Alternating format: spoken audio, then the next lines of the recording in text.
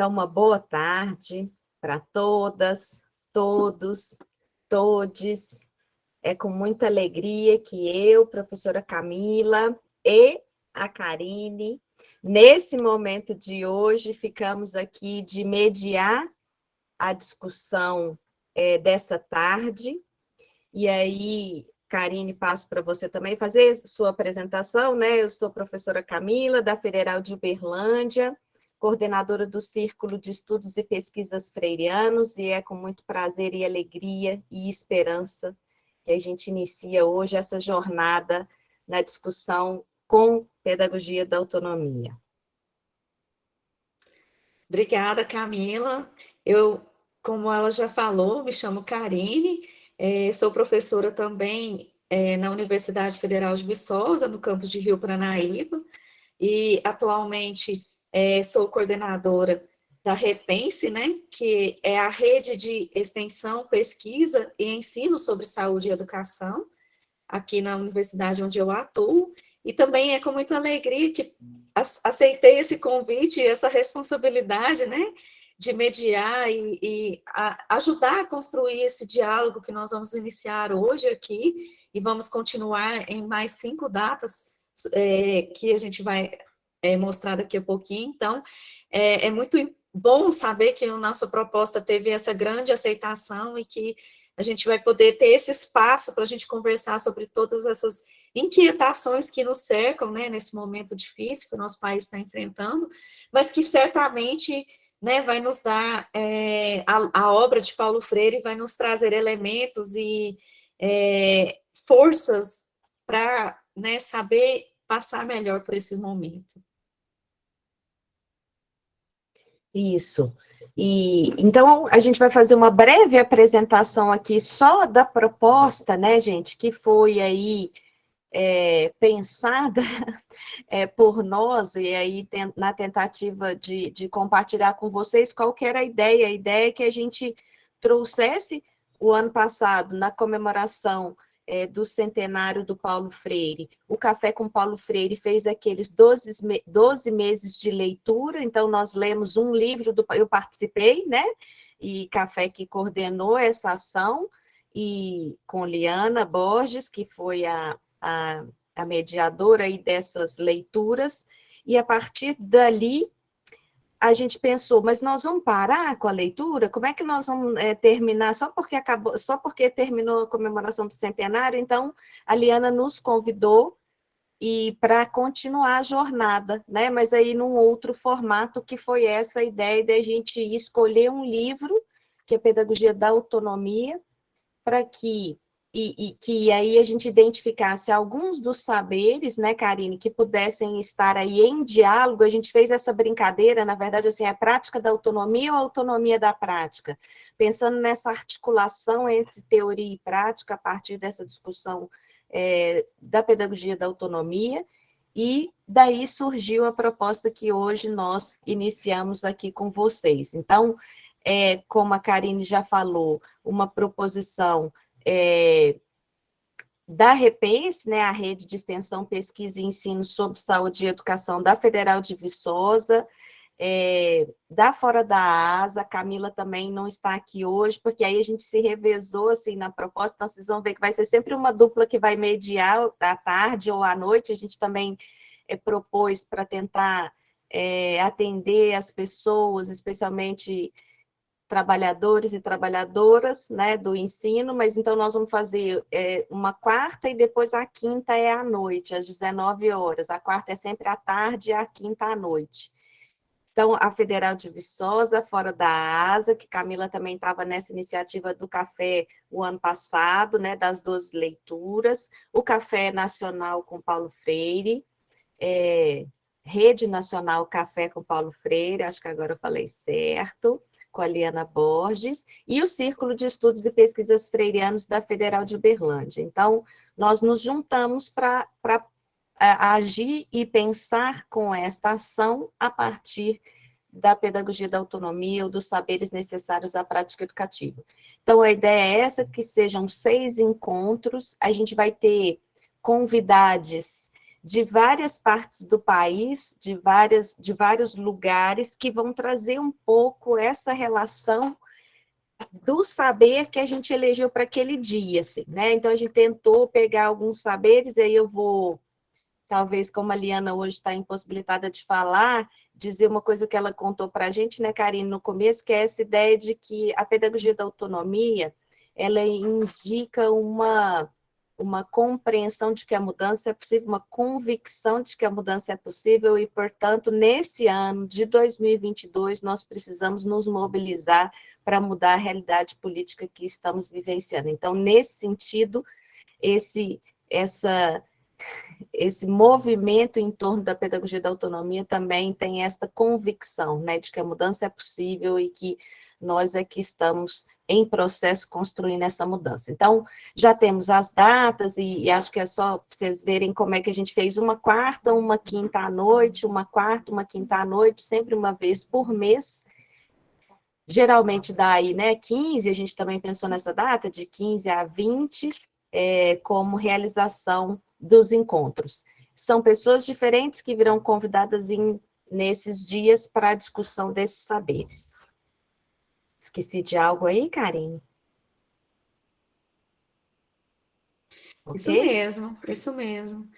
E lembrando, só uma complementação, que nós convidamos pessoas que estarão conosco para refletir sobre alguns capítulos que nós escolhemos na obra, que também foi uma coisa extremamente difícil selecionar, mas que vão ter educadores, artistas, então pessoas que têm várias práticas e várias formações para que o diálogo ele também fique mais diverso e mais completo.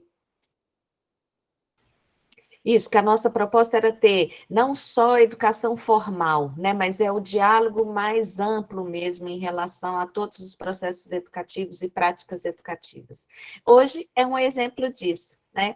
Hoje a gente tem com a gente as duas queridas, que Malu, não te conheço pessoalmente, mas já sinto que eu conheço. Não sei como é que essas coisas acontecem em redes freirianas, isso é muito comum, não é? A gente ter, já parece que uma relação que já existe. Então, a ideia de hoje é o saber escolhido foi esse, né? Ensinar exige respeito ao saber dos educandos e das educandas. Então, nós convidamos a Clarice Carolina Ortiz de Camargo, que é professora da Escola Básica de Educação da Universidade Federal de Uberlândia, da Escola de Educação Básica da Universidade Federal de Uberlândia, e que vai contar um pouco a sua experiência na alfabetização, e aí a partir dessa reflexão com esse saber, e também a Maria Lúcia de Andrade Reis, que a nossa convidada, que aí sim, como a gente disse, vai contar um pouco de uma experiência fora dessa educação formal, né? Mas fazendo também em relação com esse saber, com como que isso se dá em outros campos, outros espaços, e aí eu acho que a nossa ideia também não era ficar aqui na apresentação, mas a gente ter a possibilidade, então, como que nós pensamos, né? As pessoas, as nossas convidadas queridas, terão um tempo para contar essa sua experiência refletida a partir desse saber, e depois nós abriremos para o diálogo, tentando fazer essa relação entre a teoria e a prática na praxis, né? O que é que sobressalta, como é que a gente compreende esse saber também a partir da fala das duas hoje queridas que estão aqui conosco. Acho que é isso, não é? Podemos, então, passar a palavra. Nós não combinamos a ordem de fazer isso, então,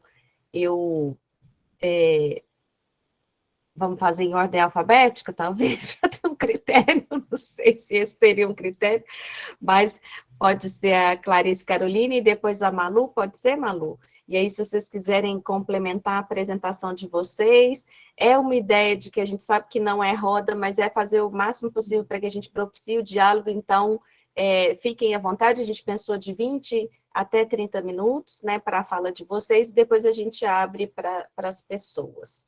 Karine, não sei se também quer complementar. Perfeito. Então, Clarice Carolina, a palavra está com você. Ai, muito obrigada. Deixa eu compartilhar a tela, então. Aqui. Ok. Vamos ver se vai dar certo. Deu certo? Sim, sim. Obrigada. Agora eu fico naquele momento onde eu não vejo mais vocês, né? Então, qualquer coisa podem me interromper, tá bom? Então, primeiro, eu gostaria de agradecer, né, imensamente essa oportunidade de prosear e freirear com vocês nessa tarde de hoje, né, do dia 15 de junho.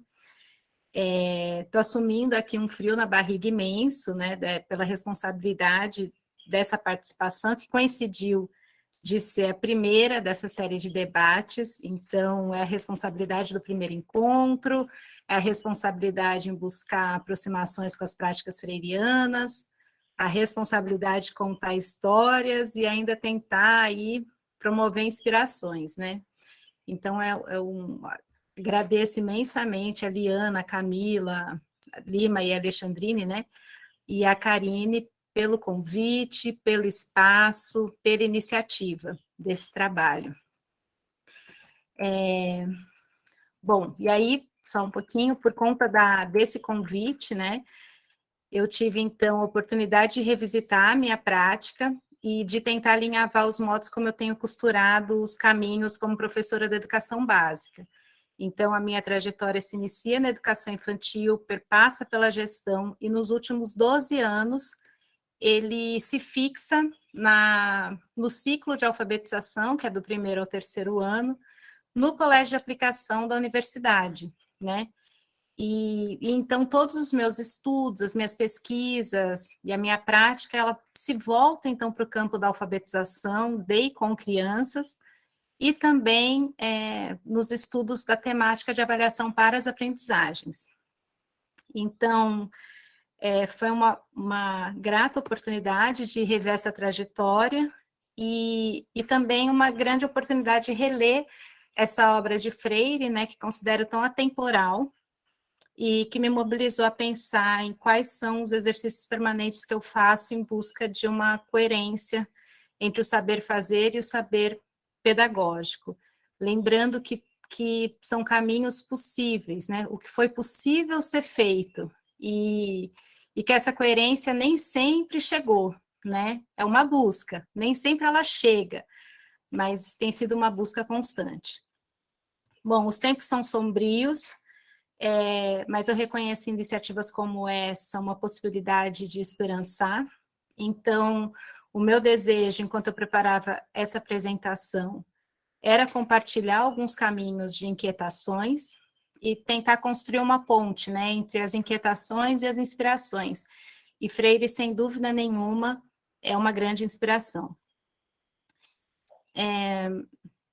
Bom, Paulo Freire já nesse livro, né, então ele inicia ali na parte das primeiras palavras, que o tema central do livro é formação docente, do lado da reflexão sobre a prática educativa e progressista, em favor da autonomia.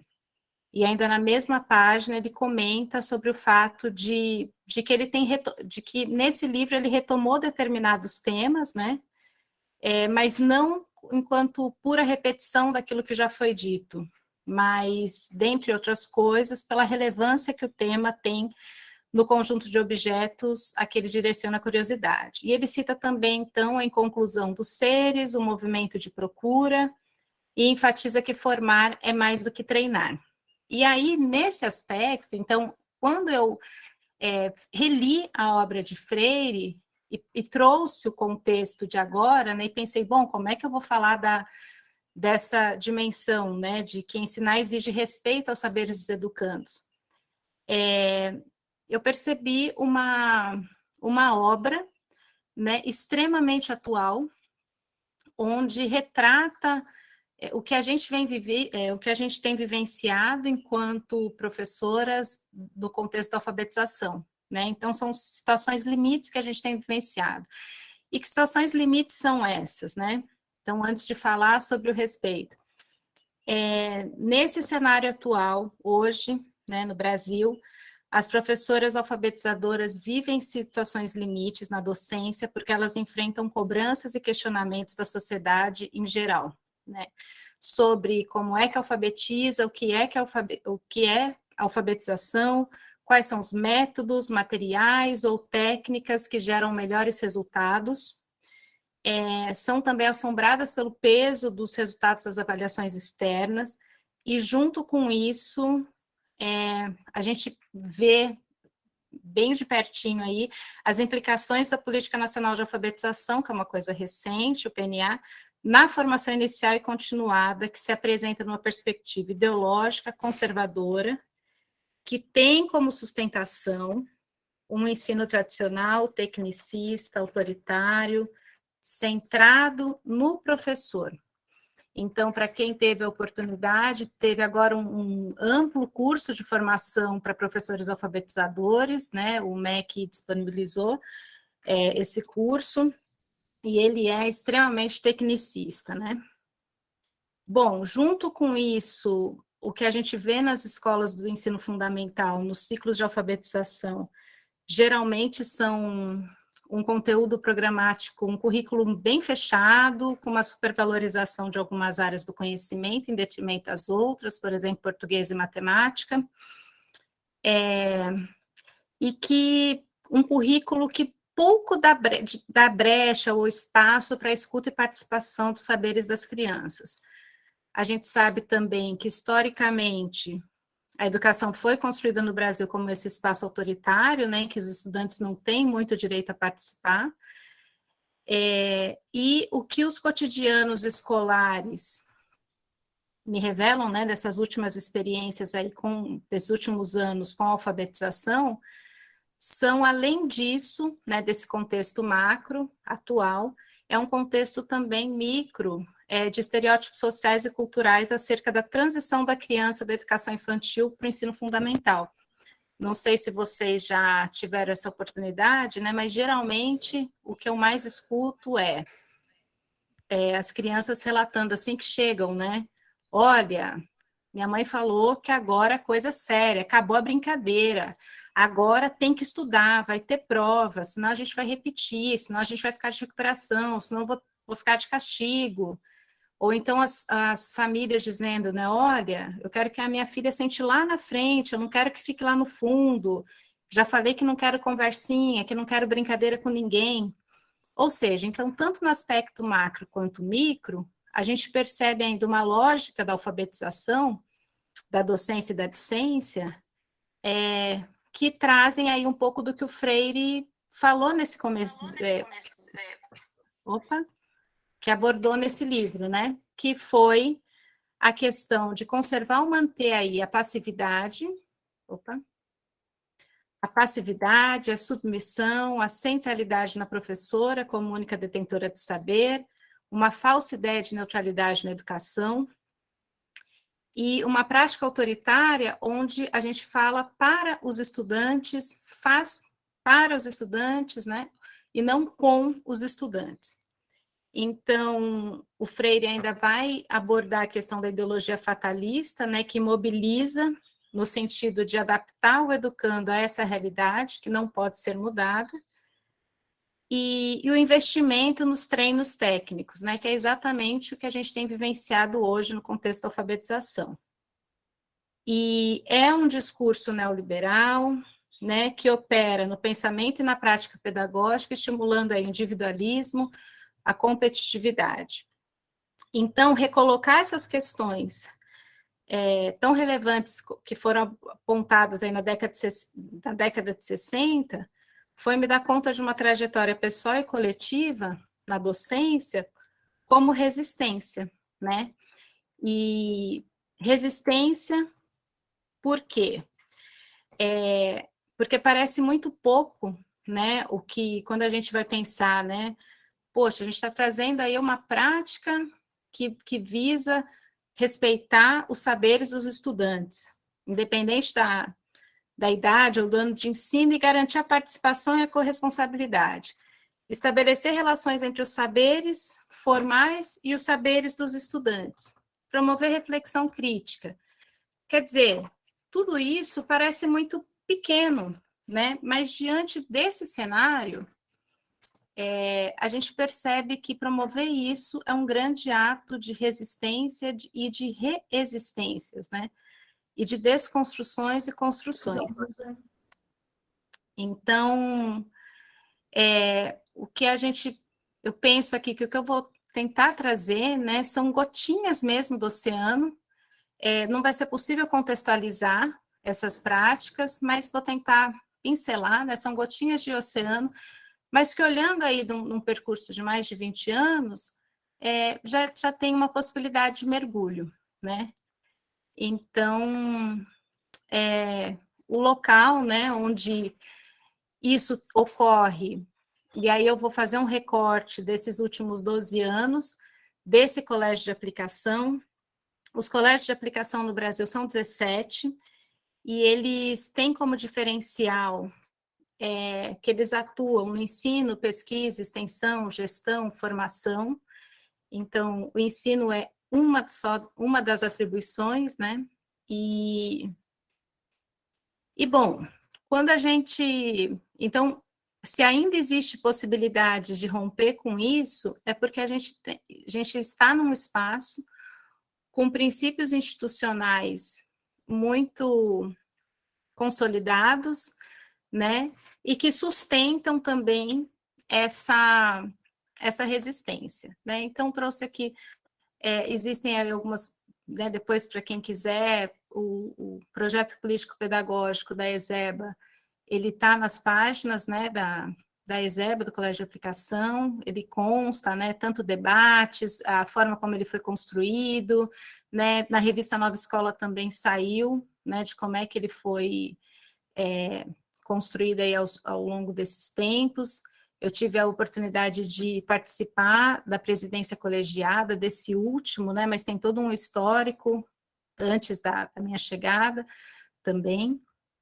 E junto com isso, um outro material que pode talvez contribuir, né, é esse livro, que também foi organizado por mim, pelo André Bertelli, Educação Básica, Ensino, Pesquisa e Políticas Públicas, onde a gente traz, que foi a partir de um seminário que a gente organizou, de educação básica, onde a gente teve como motivação principal, né, trazer as práticas que estavam sendo desenvolvidas da educação infantil e até o 9º ano.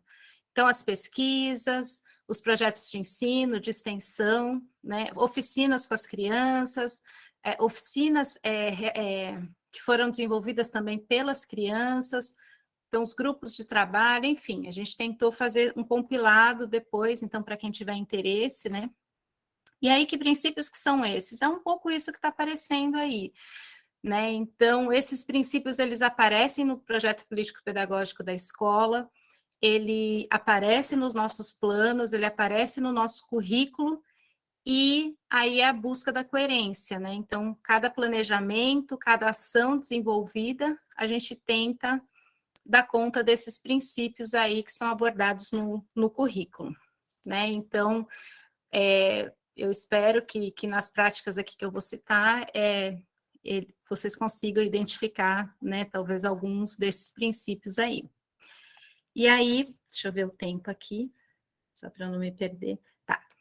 E aí a ideia, então, de hoje é partilhar aí algumas leituras de mundo e da palavra, e tentei organizar assim, como partida e chegada, né, que é quando esse grupo chega na minha sala, né, chega lá na sala de aula da alfabetização, o percurso e onde chegamos e para onde queremos ir. Então, eu busquei algumas ações bem específicas, né, de vários anos, né, algumas ações que poderiam ser ilustrativas disso, e como é que a gente vai fazendo. E aí, trazendo, então, a ideia do respeito aos saberes dos estudantes, né, visando a sua autonomia. Então, aqui quando eu falo da partida e chegada, né, e eu tentei colocar o ser com os outros no mundo, porque essa vai ser toda a base, né, de toda a construção de partida, chegada, percurso, onde é que a gente chegou, o que é que a gente aprendeu, ele vai ser sempre com os outros no mundo. Então, a gente começa, né, na constituição do grupo com uma entrevista com as famílias ou um preenchimento de uma ficha do estudante, extensa até, tentando conhecer um pouco dessa criança, os aspectos culturais, os hábitos alimentares, religião, essa família é composta por quem, com quem que essa criança mora, que região da cidade que ela mora, como é que ela chega na escola, né? Porque o colégio de aplicação, ele tem um diferencial que ele é por sorteio público. Então, você não tem uma escola inserida na comunidade, né? Então, eu já tive essa experiência em São Paulo, e é muito diferente quando a gente está em uma escola que se insere num bairro, é parte ali de uma comunidade, e você consegue, então, fazer um trabalho muito próximo ali, comunitário, né? E a ESEBA não. A ESEBA, ela está numa região aqui mais central, de Uberlândia, e ela recebe, então, estudantes de faixas, de regiões diferentes, com situações financeiras diferentes, enfim, então você tem aí um grupo bastante diversificado dentro da escola, né? A gente tem cotas para indígenas, pretos, pardos, baixa renda, deficientes físicos, né? Então a gente trabalha com cotas e ampla concorrência, isso é recente, tá? Isso é de 2018 para cá. E, enfim, então a gente tem essa particularidade, né? E aí, por que a gente faz isso antes de receber essas crianças, né? E junto com esse material, essa entrevista com as famílias, a gente também faz um diálogo com a equipe da educação infantil. É para a gente saber, basicamente, quais serão os impactos disso no nosso planejamento. Um exemplo bem comum, né? Os hábitos alimentares. Então, uma criança vegana, a gente tem que buscar uma articulação com o refeitório da escola, né? Para verificar um lanche especial para essa criança, né? No aspecto religioso, determinadas religiões não celebram aniversário, então isso traz um impacto no nosso planejamento. Então, antes de nós vivenciarmos uma situação mais constrangedora, a gente busca cercar, né, de alguns aspectos, de conhecer algumas coisas, para que isso também nos contribua. Recursos materiais para estudos, por exemplo. Então, nós já tivemos situações onde o único material de leitura para criança, o único recurso de leitura era a Bíblia, né? Então, são elementos que trazem um impacto, né? Trazem um impacto em quando a gente pensa uma pesquisa, quando a gente vai desenvolver determinadas práticas, quando a gente vai abordar determinados temas, né? Então, tudo isso é para contribuir. Aí essa criança chega, né? Então, essa criança vai trazer quem ela é, né? O que ela gosta, quais são os interesses, ela vai se apresentar, né? Então, a gente tem várias versões dessas identidades, né? Antes mesmo das aulas começarem.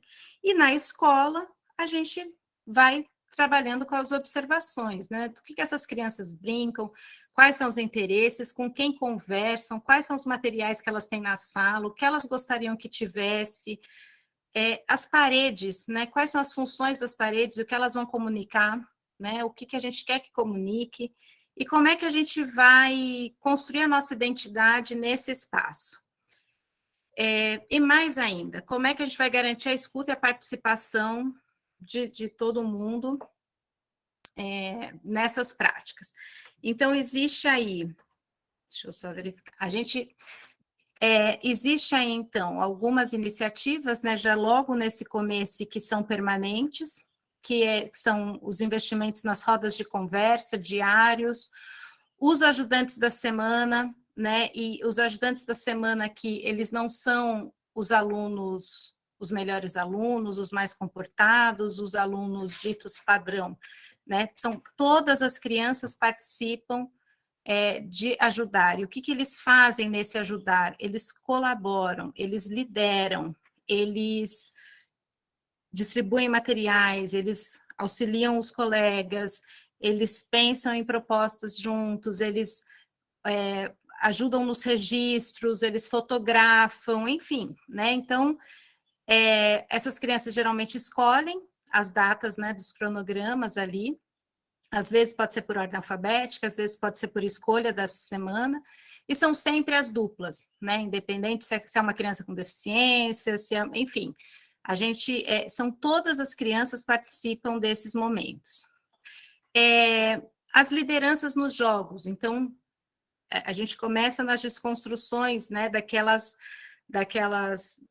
estereótipos que as crianças chegam, né? Então a gente fala, olha, o primeiro ano e a alfabetização e o ensino fundamental é um lugar de diálogo, não é um lugar de silêncio, é um lugar de brincadeira, né? É um lugar de criatividade, é um lugar de produção. Então, por exemplo, os jogos, né? Muitos jogos que a gente trabalha, muitos construídos pelas crianças, outros jogos prontos.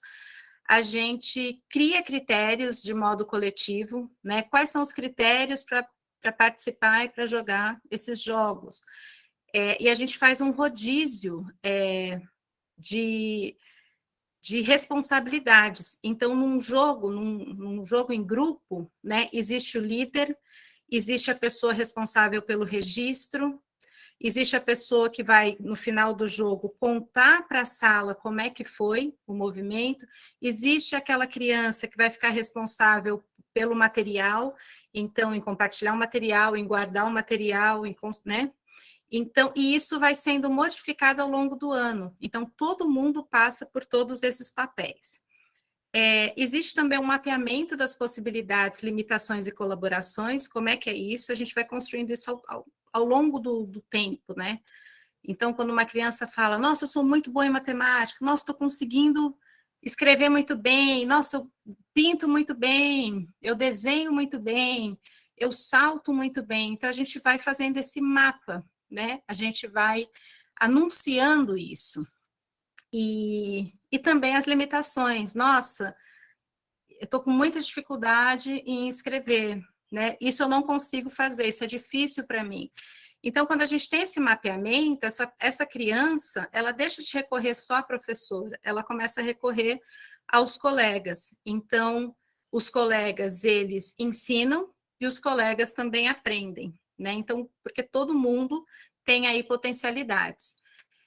A gente constrói rotinas, mesmo no fundamental, então isso é muito característico na educação infantil, mas isso se mantém no fundamental, eu mantenho isso, porque é pela rotina onde a gente faz esse feedback todo final da aula, então, o que a gente fez, o que a gente deixou de fazer, o que ficou pendente, o que entrou no lugar, né? E o que a gente vai construir. E aí tem uma ajuda à memória, que pode ser escrita, pode ser oral, que é no dia seguinte, o que a gente fez mesmo, o que está pendente, como é que a gente vai organizar o nosso dia hoje. Então, isso também é uma prática, e diversificar os espaços, né?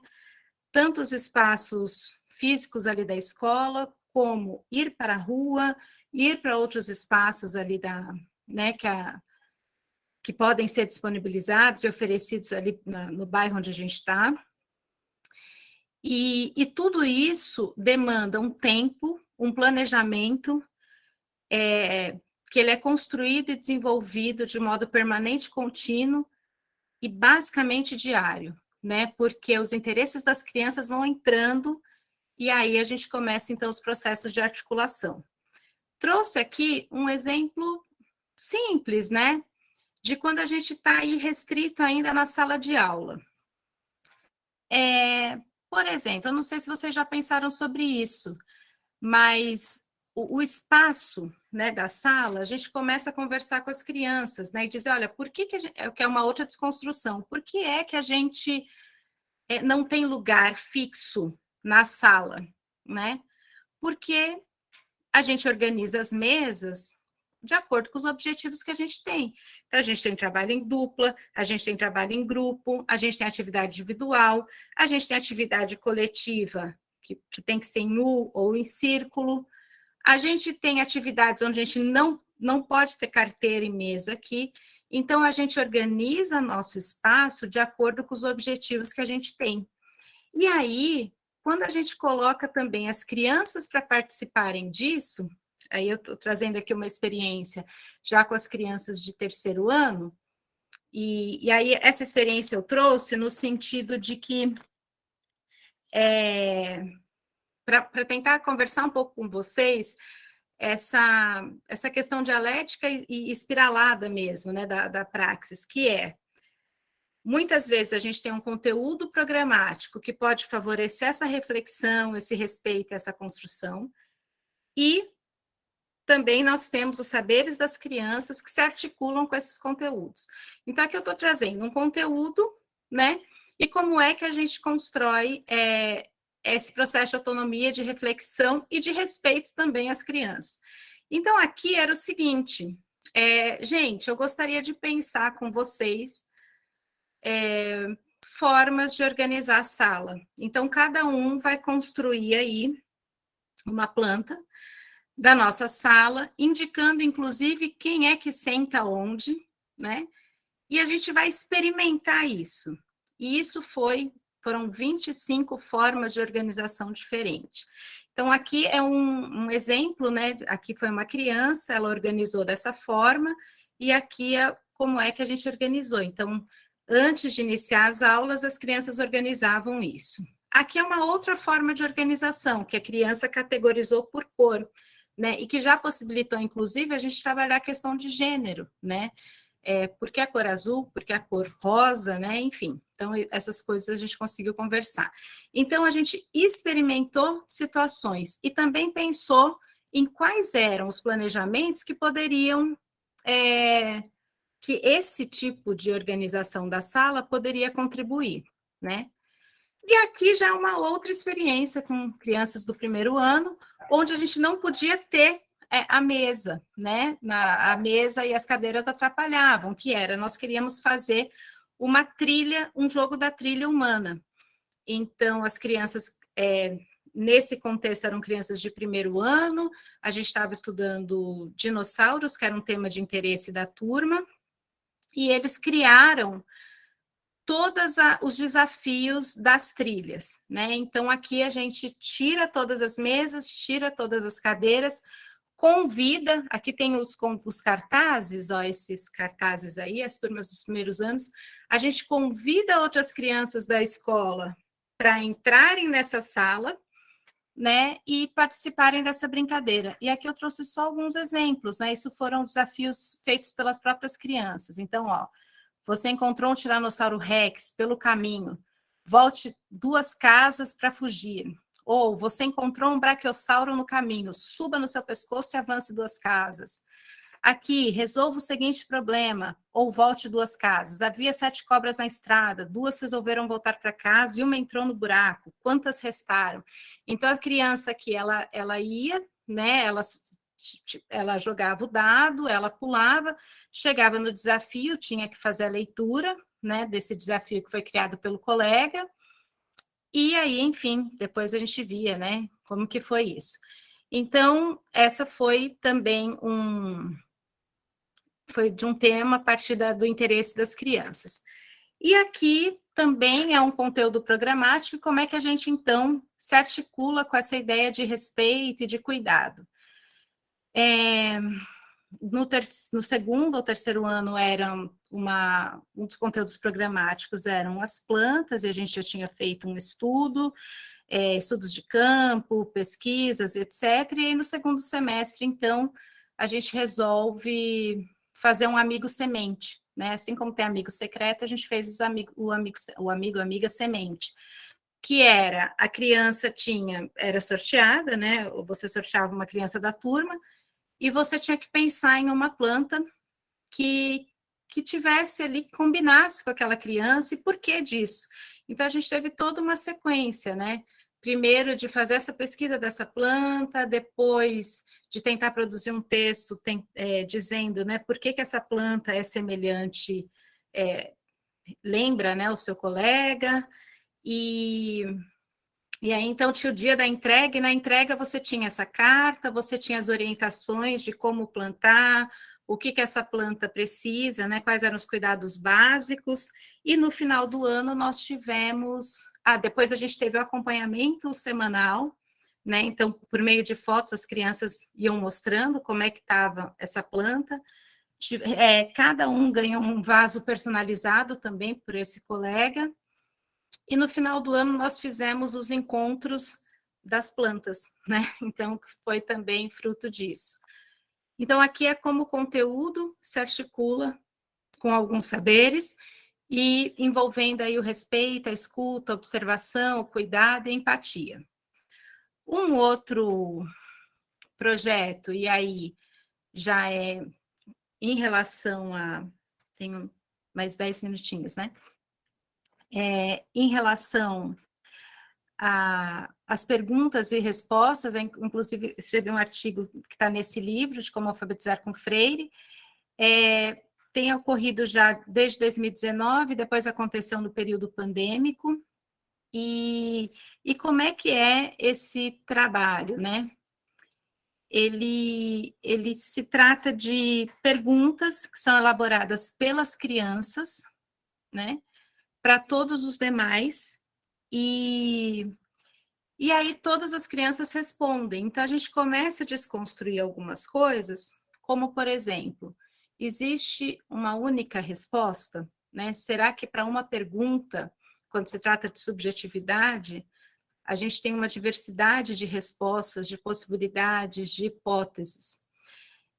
A gente começa a desenvolver também a possibilidade das crianças problematizarem questões que são do interesse delas, né, e dialogar sobre, porque não era só uma questão de responder, mas era responder e partilhar a resposta, né? Então, eram muitos pontos de vistas, e isso foi, então, desenvolvendo a questão da escuta das crianças. E muitos temas que apareceram como perguntas viraram, então, temas a serem trabalhados que se articulavam com o currículo, né?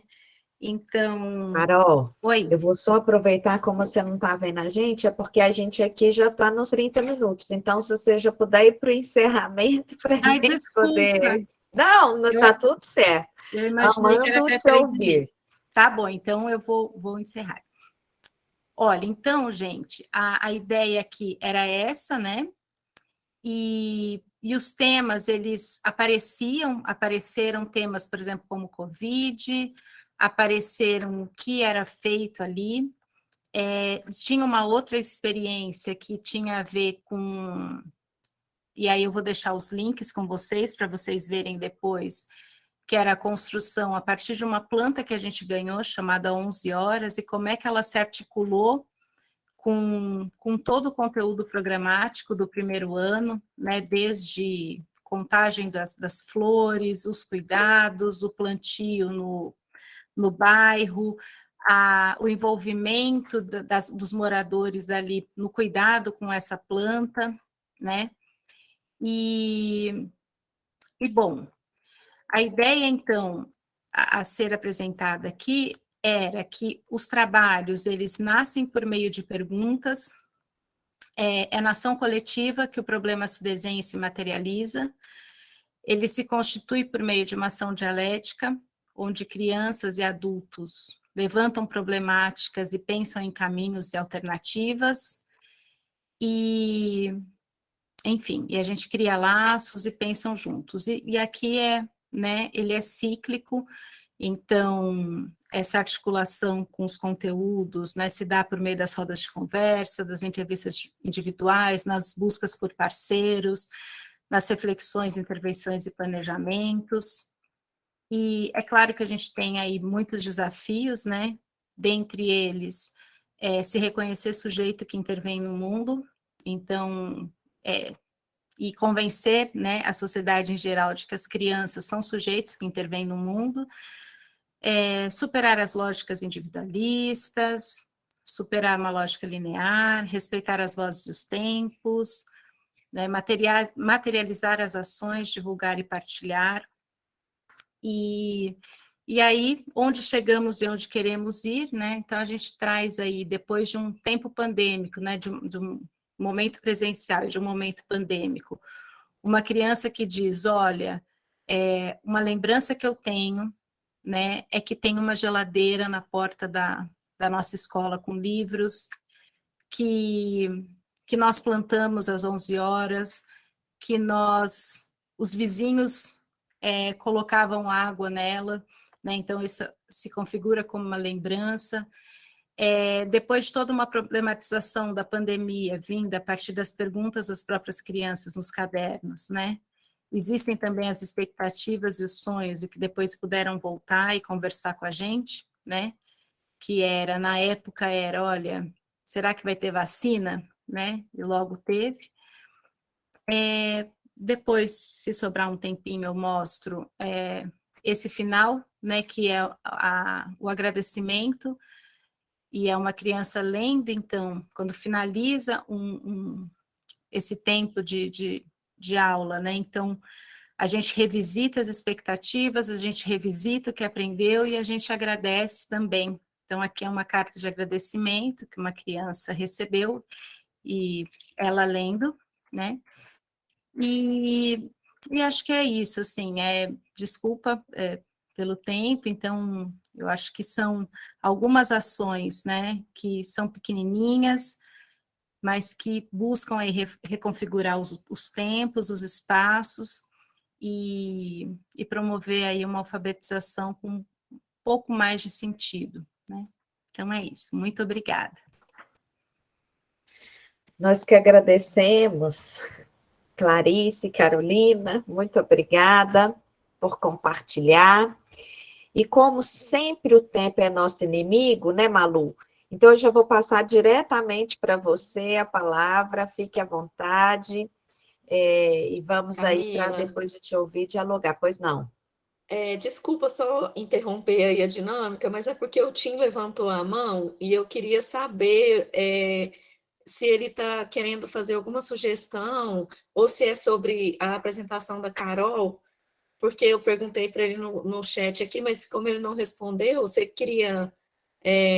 mas a gente precisa que seja rápido, Tim, só para não comprometer a nossa programação, porque aí a gente vai passar a palavra para a Malu agora, e depois nós vamos abrir para os convidados apresentarem suas considerações.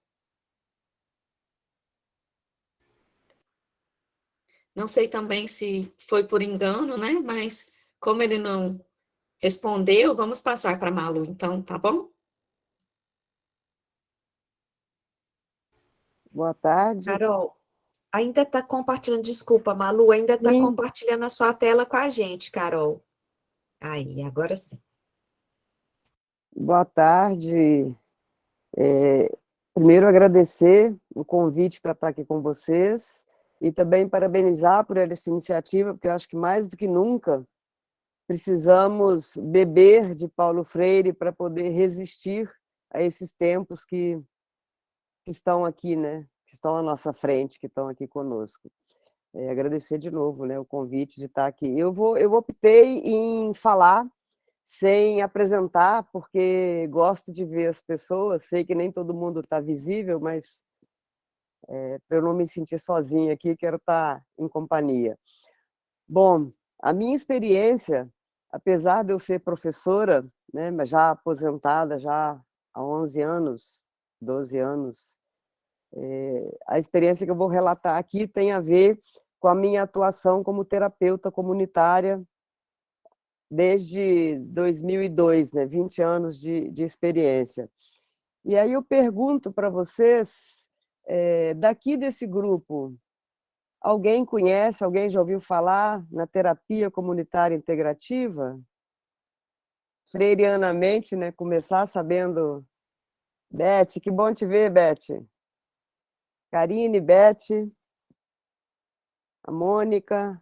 Então, a terapia comunitária integrativa, eu pensei em fazer essa pergunta, que eu imaginei que a maioria das pessoas que está aqui presente é mais da área da educação e, né, primeiro, antes de até de falar, parabenizar a Clarice pela apresentação dela, é muito bom ver um trabalho de qualidade em escola pública. Eu que fui servidora por 32 anos, sempre optei por trabalhar na escola pública, né? Foi por opção mesmo. Tive a oportunidade de conhecer a Eliana nessa minha trajetória lá em Porto Alegre, como professora da rede municipal em Porto Alegre, trabalhando com a população de rua, né? Com jovens e adolescentes moradores de rua. Então, eu conheci a terapia comunitária integrativa a partir do trabalho que eu desenvolvia na EPA, que era uma escola da prefeitura só para a população de rua. E o que é essa terapia comunitária integrativa, né? E aonde que ela se encontra com Paulo Freire? O professor Adalberto Barreto é um médico psiquiatra cearense e ele tem um irmão que é advogado, e para vocês que são mais novos do que eu, os anos 80 eram os anos de efervescência do movimento social. E naquele tempo, é tão engraçado falar naquele tempo, coisa de idoso mesmo, né? Naquela época, o movimento social estava numa efervescência, tanto que a gente conseguiu, né, mobilizar para a Constituinte, pena que não foi exclusiva, mas a gente conseguiu se mobilizar para uma nova Constituição no país, logo vindo do período da ditadura que tivemos por um longo tempo, né? E ele tem um irmão que é advogado, e o irmão dele militava nos direitos humanos, e morava numa favela de Fortaleza, Pirambu, uma das maiores favelas que tem em Fortaleza, e o irmão dele encaminhava para o Adalberto, no ambulatório do hospital, na universidade. O Adalberto era professor da Faculdade de Medicina da Universidade Federal do Ceará, hoje em dia ele é professor emérito, aposentado. Ele recebia essas pessoas na comunidade, no ambulatório, até que chegou um dia que chegaram muitas pessoas e ele falou: não me mande mais ninguém, eu vou aí até a comunidade, vou levar meus estudantes universitários para entender o que está acontecendo, porque era muito sofrimento que as pessoas vinham trazer. E numa quinta-feira, então, de tarde, debaixo de um cajueiro, né, não era uma mangueira, mas era um cajueiro, ele reuniu essas pessoas da comunidade junto com seus estudantes e queria ouvir qual era o problema que a comunidade tinha. E uma senhora falou da sua insônia. E ele imediatamente pegou da bolsa dela, da pasta dele, pegou um receituário e ia passando uma receita de um remédio para essa senhora. E essa senhora disse para ele: mas doutor, eu não tenho dinheiro nem para comprar comida para os meus filhos, que dirá para um remédio caro. E ele disse que essa resposta que essa senhora deu foi um tapa energético que ela deu nele. Ele usa essa expressão de tapa energético. É quando você sai, né, você é despertado de algo que você estava meio que adormecido. Então, ele disse que, nessa hora que essa senhora fez a pergunta para ele percebeu que o que ele tinha para oferecer não era o que a comunidade precisava, né?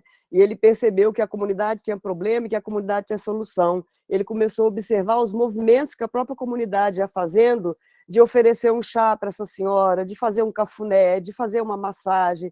Então, ele foi percebendo que a própria comunidade tinha recursos, né? E assim nasceu a terapia comunitária integrativa, né? A comunidade tem problema, a comunidade tem solução.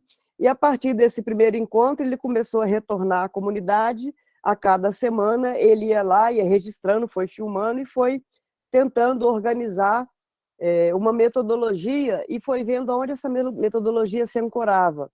E aí ele percebeu, naquela época, 4 grandes correntes teóricas, né?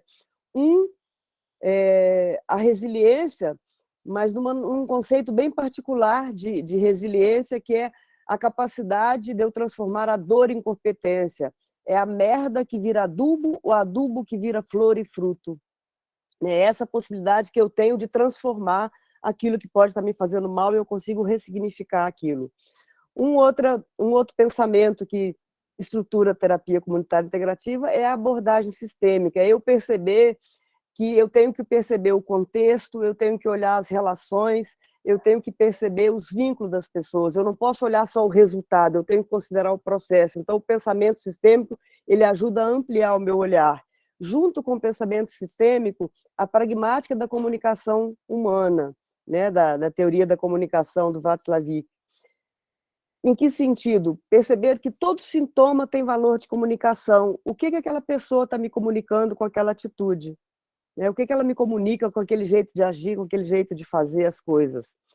E um quarto pilar, o professor Adalberto, ele é etnopsiquiatra, é a antropologia cultural. Ele tem doutorado em antropologia, porque eu sou aquilo que eu visto, que eu creio, que eu como, né? Então, a importância da cultura na minha vida.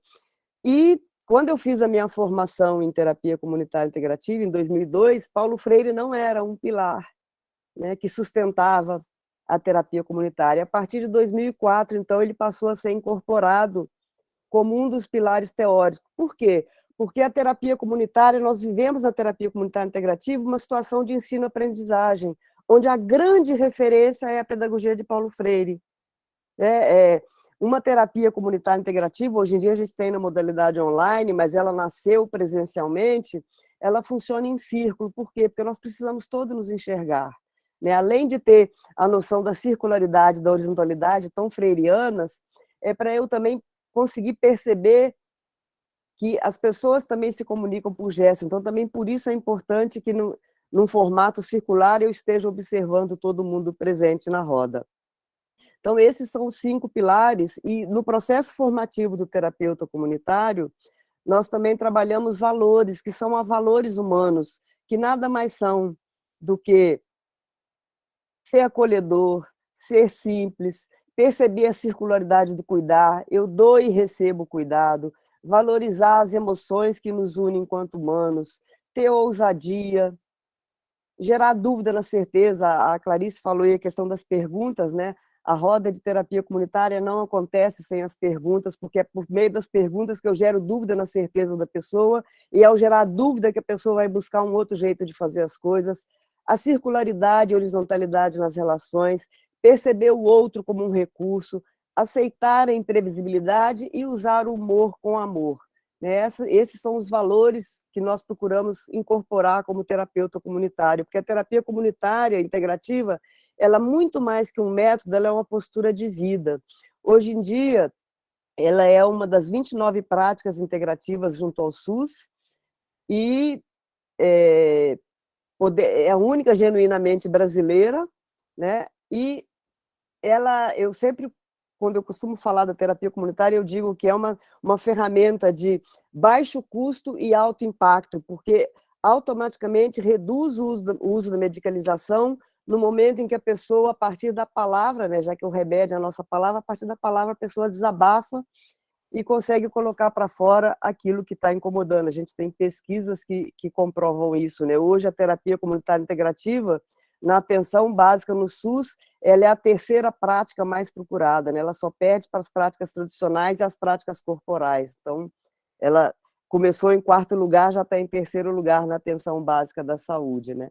E é uma metodologia muito simples, né? Que não necessita de grandes recursos, né? Eu, na minha prática como terapeuta, eu cansei de fazer rodas nas ruas, né? Na cidade aí de Porto Alegre, né? Onde eu morei. E eu citei antes que a terapia comunitária integrativa, nós vivenciamos uma situação de ensino-aprendizagem onde a grande referência é a pedagogia de Paulo Freire.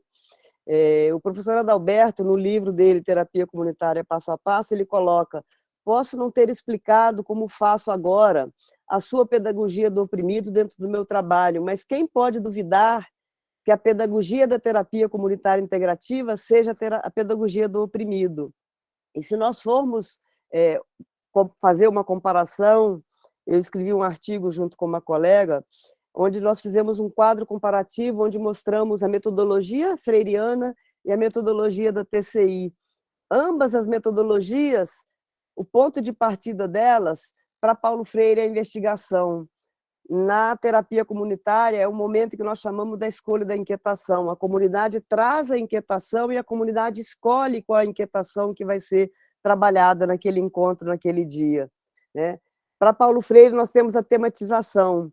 Na metodologia da terapia comunitária integrativa, nós temos a contextualização, onde a pessoa que teve a inquietação escolhida vai poder trazer mais elementos dessa inquietação e nós podemos fazer pergunta para que a pessoa fale um pouco mais sobre aquilo, e no momento em que eu pergunto, eu compreendo. Quando eu compreendo, eu não julgo. Eu já vou falar em instantes sobre as regras que estruturam essa metodologia, né?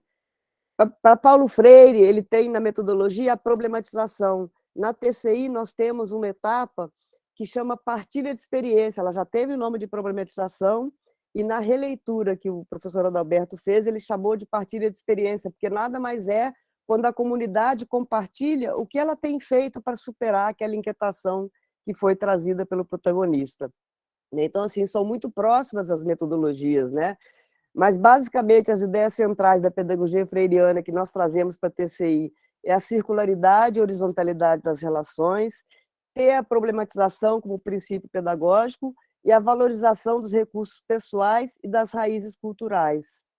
E aí, buscando mais a aproximação, né, desse capítulo da prática docente, na primeira reflexão, e esse capítulo específico que nós estamos conversando hoje, ensinar exige respeito aos saberes dos educandos, a metodologia da TCI ela é desenvolvida em 6 etapas. Dessas 6 etapas, 5 são com a comunidade e a última etapa é só com a equipe que conduz a roda. A primeira etapa é o acolhimento, é quando eu acolho as pessoas, eu dou as boas-vindas, eu apresento a equipe e eu falo como é que a roda funciona. Eu explico que ela é um espaço de partilha de experiência de vida, e para que funcione num clima amoroso de respeito, nós temos 4 regras, que eu aprendi com um colega terapeuta, que são 4 verbos que garantem que o espaço seja horizontal e circular. O verbo escutar é a regra do fazer silêncio, mas não é fazer silêncio à toa, é fazer silêncio porque quando o outro fala, eu escuto de mim. Nós temos o verbo falar, da regra usar a primeira pessoa. Quem está na roda sou eu, então eu falo de mim. Acho que é uma das regras mais difíceis da roda, é usar o eu, usar a primeira pessoa, porque quem está na roda sou eu. Então eu não falo dos outros, eu não falo do povo brasileiro, eu falo de mim, porque sou eu que estou aqui. Um terceiro verbo é o verbo respeitar. Na roda, nós não damos conselhos, nós não julgamos, nós não interpretamos, nós não analisamos, porque nós respeitamos a história que a pessoa traz. Cada um sabe a dor e a delícia de ser o que é. A gente usa um ditado que é: cada um é doutor da sua própria dor.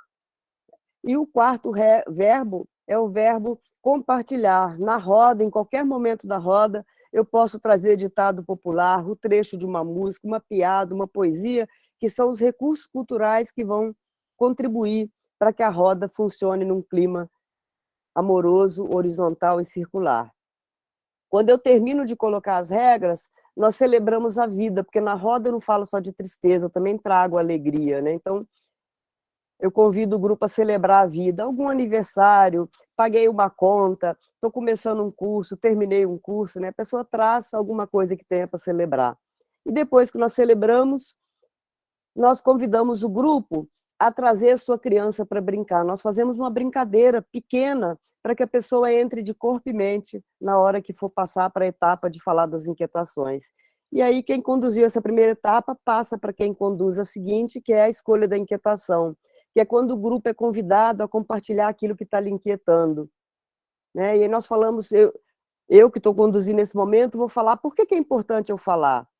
Essa é uma terapia que eu vou falar para eu não adoecer, porque quando a boca fala, o corpo sara. Quando a boca cala, o corpo adoece. Então, eu vou falar para não adoecer. E do que eu falo?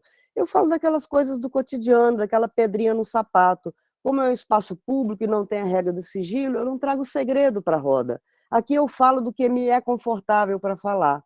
E aí eu abro para o grupo trazer as inquietações, e a cada pessoa que vai trazendo inquietação, eu vou restituir para que fique claro que ela disse o que eu compreendi.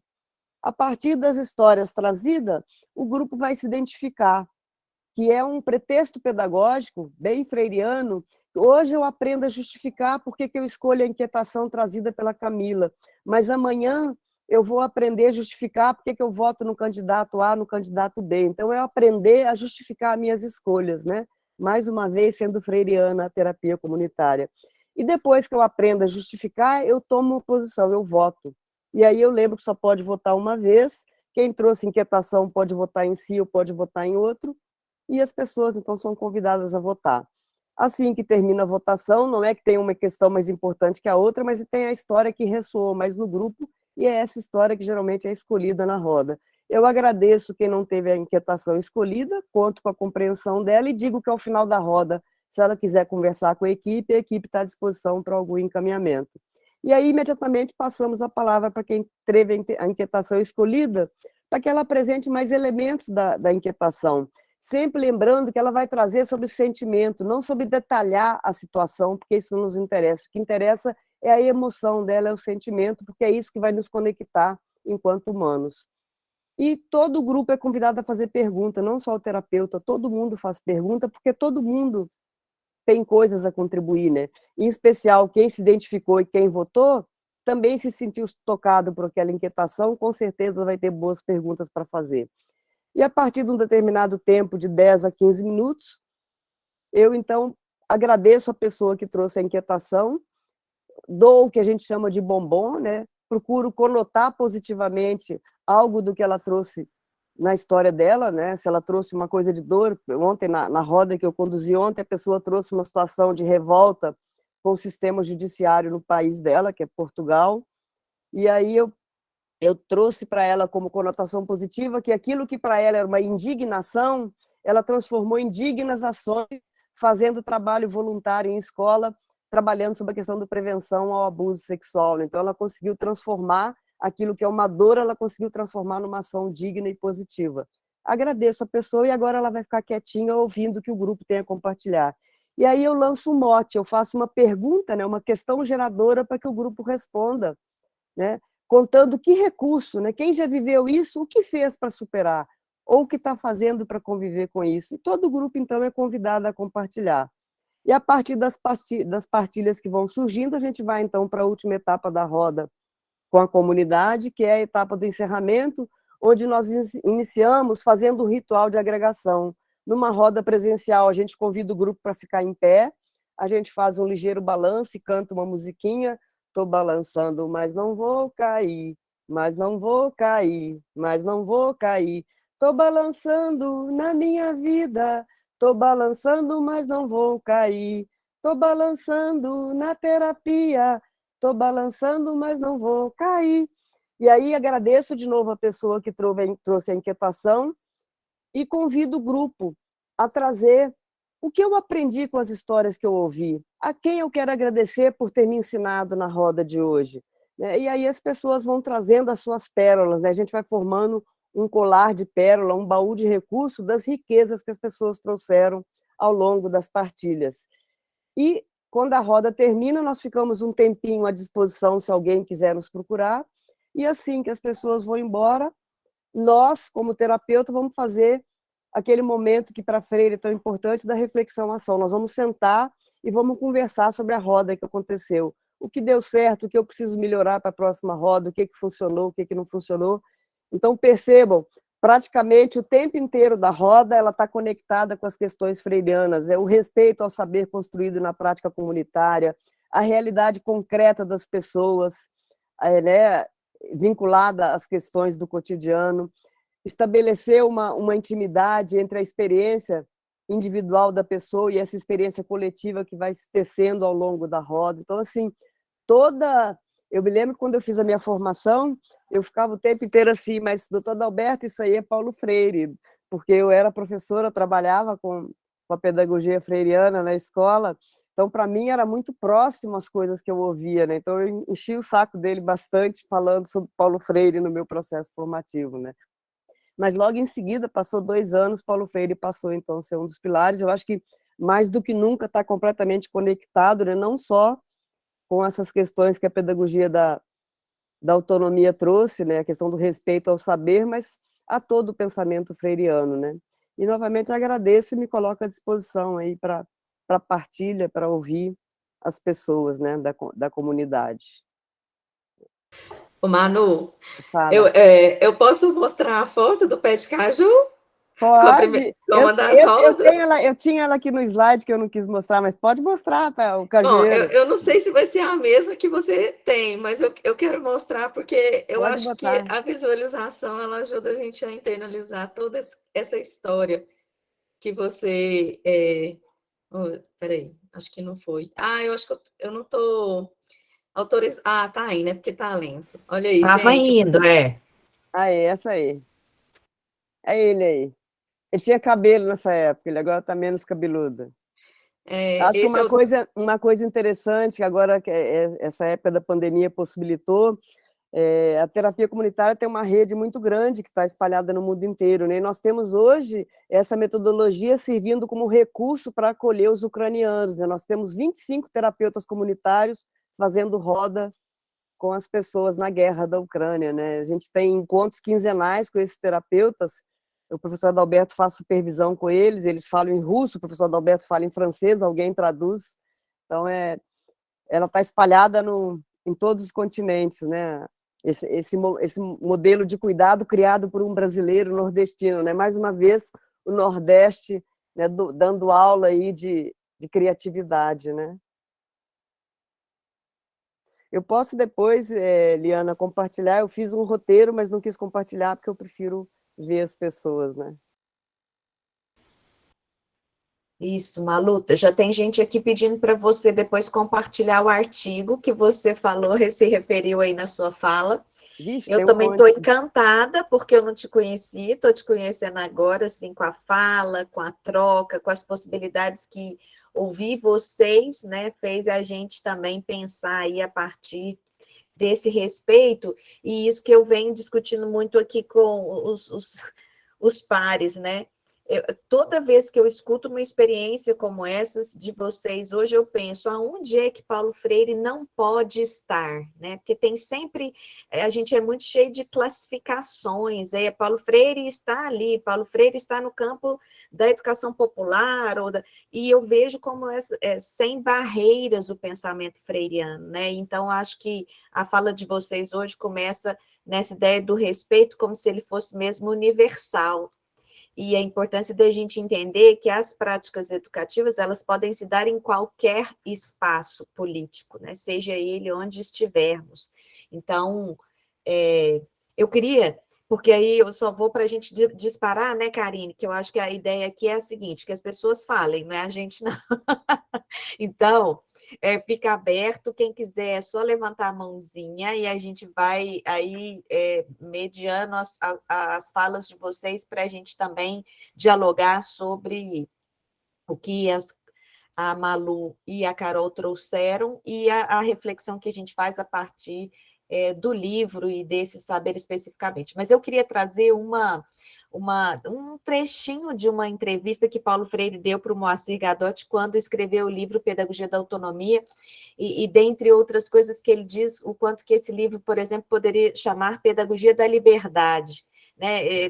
Porque para ele é um pouco princípio, a opção pela liberdade é um princípio, e acho que a fala de vocês me deu essa ideia do respeito a partir da libertação humana, né? Se a gente não respeita, se a gente não tem a condição de liberdade, né? E aí pensar nisso nesse contexto de hoje. Mas a fala do Paulo Freire é assim, entre aspas. Como, por exemplo, mudar o mundo, mudar é difícil, mas é possível. No fundo, esse livro é um apelo que eu faço a mim mesmo, como educador, no sentido de um trabalho coerente com uma postura democrática, uma opção formadora, uma opção ética no esforço de, inclusive, ajudar um pouco a formação e o desenvolvimento de uma mentalidade democrática entre nós. Então, eu acho que essas ideias que vocês trouxeram nos ajudam a pensar nesse fim que o Paulo Freire colocou para o próprio livro, né? Assim, primeiro na mudança, como a gente já falou no início, e também essa ideia de que esse processo faz com que a gente também busque uma coerência, que eu acho que essa busca é permanente, é inacabada, assim como nós, e, ao mesmo tempo, nos ajuda a pensar como é que a gente desenvolve e vive uma democracia. Então, tá aberto, gente, é só para a gente provocar aí as falas, vamos lá. Prisciele, por favor. Olá, boa tarde a todos e a todas. Queria primeiramente agradecer esse espaço aqui, que para mim ele é um espaço de reabastecimento de energia, política, em todas as esferas aí. Recentemente, eu queria agradecer a fala da Clarice e da Maria, né, Malu, posso te chamar assim? Licença. E falar que a fala da Camila, quando a Camila fala sobre que Paulo Freire, né, como que é a pergunta, onde não está Paulo Freire, me lembra a minha trajetória universitária. Eu formei em 2019, atualmente estou como professora substituta do IFTM, Patos de Minas, e quando eu formei em letras, quando eu estava habitando ali o meu instituto, eu via muito por trazer Paulo Freire na minha fala constantemente, e eu via constantemente também por que você não faz pedagogia, o que você está fazendo em letras espanhol, como se não pudéssemos pensar e falar de Paulo Freire também no ensino de língua estrangeira, né? E aí a gente vê essa questão. Mas eu queria falar do caso da Malu. Quando você foi falando, Malu, eu não conhecia CTI, né? Não conhecia e achei interessantíssimo, porque estamos vivendo um momento muito atípico. Eu trabalho com jovens de 14 a 17, 18 anos, e estamos vivendo um momento na escola, eu vou falar do meu campus, que está sendo muito atípico, porque temos meninos e meninas chorando nos corredores, nos banheiros, dando crise de ansiedade, coisa que na minha época já existia, mas não da forma como está, né? Alunos que realmente estão se cortando, que fazem tratamento com medicamentos sério, e a escola está tentando aí uma articulação, a gente sabe como que são os processos públicos, para trazer uma psicóloga, mas não pode, por algum motivo também lá que eu não entendo muito bem, mas o NAPNE está tentando se articular nesse sentido. Só que na sua fala, Malu, eu fiquei pensando, né, como que a CTI pode entrar dentro das escolas e ajudar esses alunos, porque, por exemplo, a fila para atendimento psicológico é imensa, né? A gente tem parceria aqui com a UFO de Uberlândia, mas nessas rodas, como que poderia ajudar a sarar e acalmar esses meninos que estão vindo no pós-pandemia, tem um futuro incerto, porque eles estão vivendo esse momento de corte de bolsa, não sabem se vão para a universidade, não sabem se vão se manter lá, né? E pensando isso, eu pensei também, aí uma pergunta para você, Malu, quais as dificuldades, né, que você já encontrou dentro da sua prática? Vamos lá por partes. Primeira, Priscile, né? TCI, Terapia Comunitária Integrativa. Engraçado, você falou CTI. O professor Adalberto, no livro dele, no prefácio, ele fala que a humanidade está na UTI existencial, né? Então foi assim, você trazer CTI é interessante. Esse artigo que eu citei, que eu coloquei o link ali agora, acho que dá para baixar, em todo caso, eu mandei o livro que está em PDF, eu mandei para a Liana, se ela tiver como distribuir para vocês, não tem problema, pode distribuir. Ele é o relato de uma experiência onde nós, dessa escola que eu trabalhei em Porto Alegre, a Escola Porto Alegre, a EPA, nós construímos o currículo da escola a partir das falas que surgiam nas rodas de TCI. Então, o currículo da escola era... a gente fazia roda com todos os estudantes da escola, né? Então, mas era uma escola...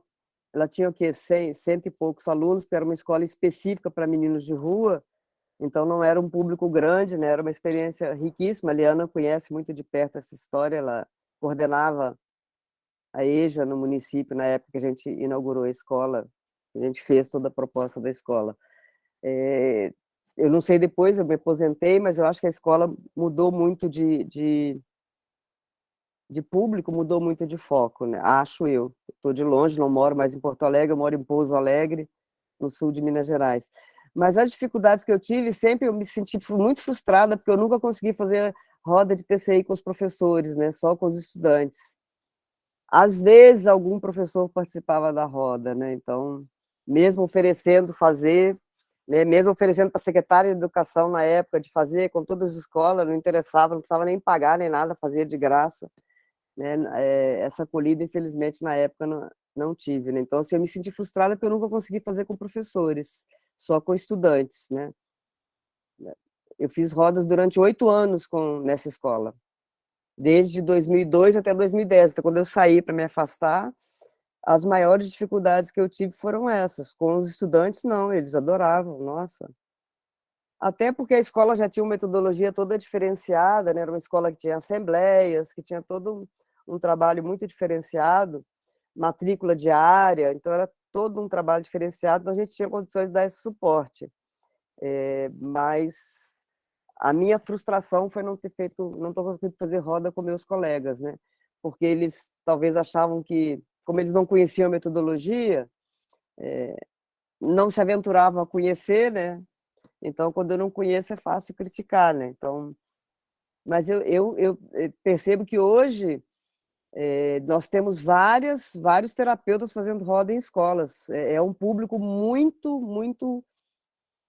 Aqui no sul de Minas, em Alfenas, grande parte das rodas feitas pelos terapeutas, a gente fez uma parceria com a universidade, fizemos o curso de graça para 50 pessoas aqui na região, antes da pandemia isso.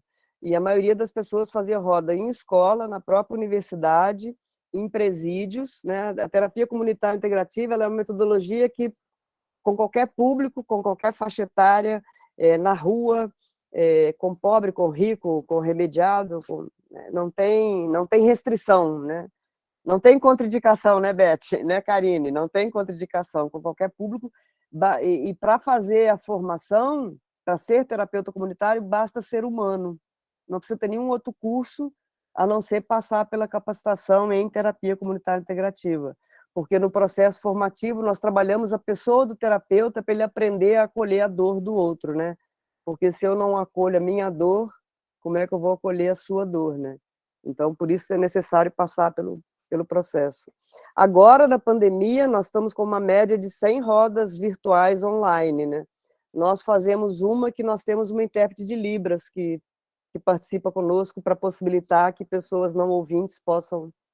A nossa roda é terça-feira quinzenal, que é uma parceria com o Ministério da Saúde, que a coordenação das práticas integrativas pediu lá no começo da pandemia para a gente fazer roda com os profissionais de saúde, mas hoje em dia é com o Brasil inteiro. Tem rodas acontecendo no Brasil, em todas as regiões do Brasil, na América Latina toda, na América Central, nos Estados Unidos, na Itália. Nós temos rodas em 5 idiomas atualmente, online. Português, espanhol, inglês, italiano e francês. Estamos com 5 idiomas. Essa abrangência é bem grande, né? Então, com qualquer público, eu posso compartilhar depois, posso passar para a Liana e ela jogar aí na rede a nossa agenda. A gente todo mês faz uma nova agenda com os horários das rodas, os links para vocês acessarem. Algumas são no Google Meet, outras são no Zoom, depende da plataforma, né? Nós fazemos na plataforma Zoom. Mas é isso, não vou me estender, senão eu falo. Eu sou apaixonada, eu falo. Malu, deixa só eu complementar aqui para a Prisciele, porque como eu sou de Patos de Minas, né? Eu queria te contar que tem terapeutas comunitários vinculados à prefeitura aí de Patos de Minas e que são servidores públicos do SUS. Então, em 2009 foi feita uma formação de uma equipe, né? Quando eu atuei no NASF em Patos de Minas, né, eu consegui levar essa formação para os meus colegas na época. Então, nós ainda temos alguns profissionais aí que realizam as rodas de terapia comunitária. Então, uma possibilidade seria você entrar em contato com os profissionais do NASF, né, que têm a formação, e fazer a solicitação de que eles realizem as rodas no IFTM, né, para tentar acolher esse sofrimento que está, né, reprimido. Então, digamos assim, interferindo no processo de ensino-aprendizagem dos estudantes, tá? Então... Qual é o órgão, Karine?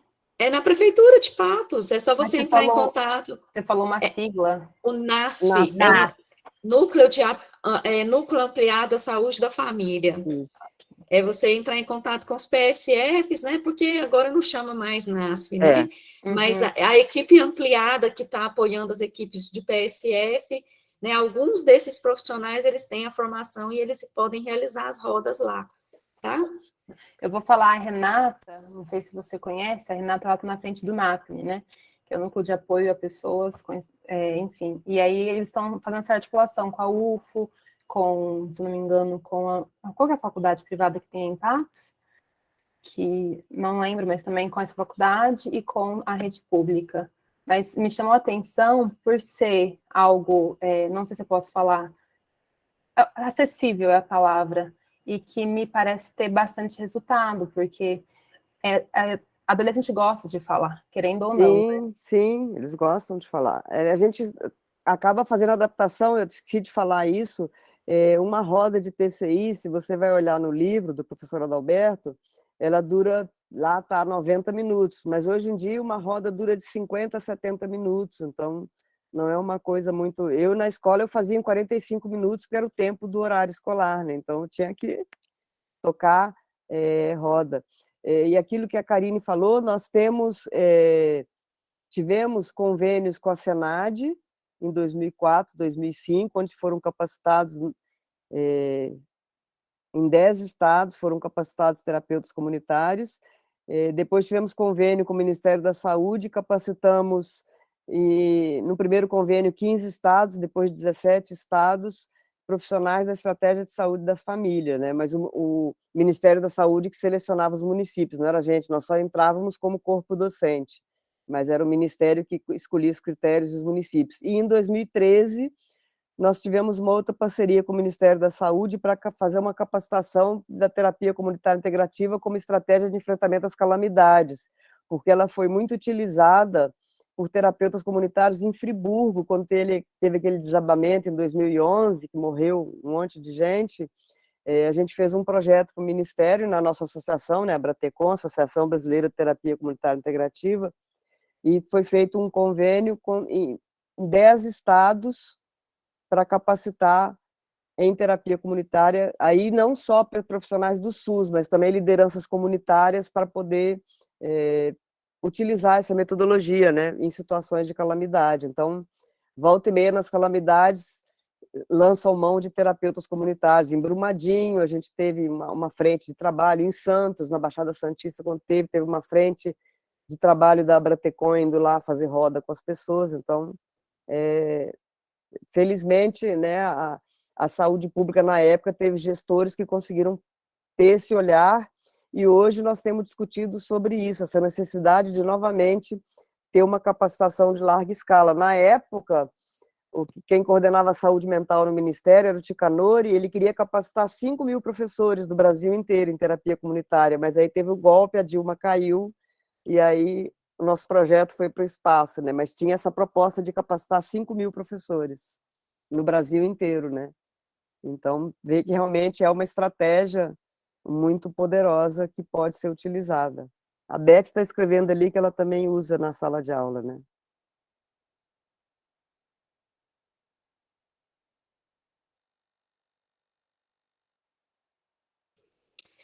Mais alguém, pessoal? Vamos lá, agora é o momento, né, do diálogo, da participação.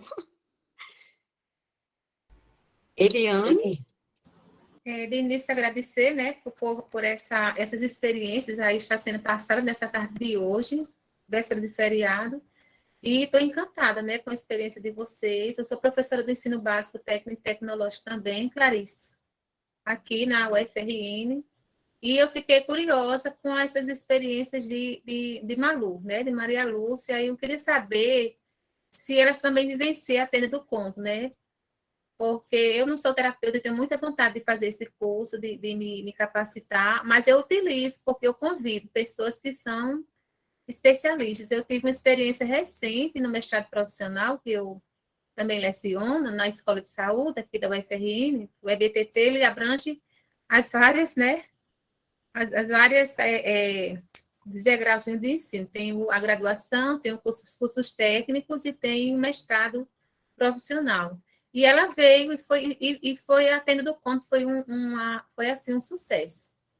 Os 16 alunos de mestrado, ela formou uma mesa, uma mesa redonda, né, ali, com tapete de crochê colorido no centro, E ela me pediu uma mesa grande, ela só pediu uma mesa grande, eu providenciei a mesa grande, e ela trouxe uma bolsa imensa com um monte de materiais, assim, antigo, lamparina, era aquele monóculo, era tanta peça antiga de memórias. E eu pedi aos alunos, que ela também me solicitou que eu pedisse, que eles levassem para a aula um material que remetesse a uma memória afetiva, uma memória assim que marcou a vida deles. E cada um, ela fez uma cadeira, ela queria uma cadeira também, ela ajeitou a cadeira, parecia a cadeira de uma rainha, um rei, né? Bem aquela coisa bem aconchegante. E cada um sentava ali, começava e pegava a peça que levou dali da mesa, e ele dizia o que vivenciou, e ali foi choro, foi desabafo, foi uma terapia mesmo, no final. E eu também não fiquei de fora, né? Ela pediu que eu levasse também uma peça de memória, eu levei. Aí eu queria saber, Malu, assim, qual a diferença básica, assim, se há diferença, se é diferente, no caso, da roda de conversa para a tenda do conto. Eu fiquei na dúvida, assim, ouvindo você falar, eu comecei a fazer, assim, comparativas, mas... Então, Eliane, eu acho que a diferença fundamental que tem, né, na realidade, o Adalberto não inventou nada, porque nós humanos conversamos, nós nos constituímos pela linguagem, né? Eu acho que a grande sacada que ele teve foi criar a metodologia e estruturar essa metodologia com as 4 regras, porque são essas 4 regras que dão a segurança para a pessoa falar, porque a pessoa sabe que vai falar, as pessoas vão escutar, vão respeitar a história que ela vai trazer, ela não vai ser julgada, né? E as pessoas não vão fazer fofoca. Apesar de não ter regra do sigilo, as pessoas não fazem fofoca com o que ouvem ali, né? É um espaço de cuidado mesmo. Então, e quem não quer falar, não fala, né? Nós brincamos que nós costumamos utilizar que quem fala semeia, quem escuta colhe. Então, tem pessoas que vão só colher, vão só escutar na roda, não vão falar nada.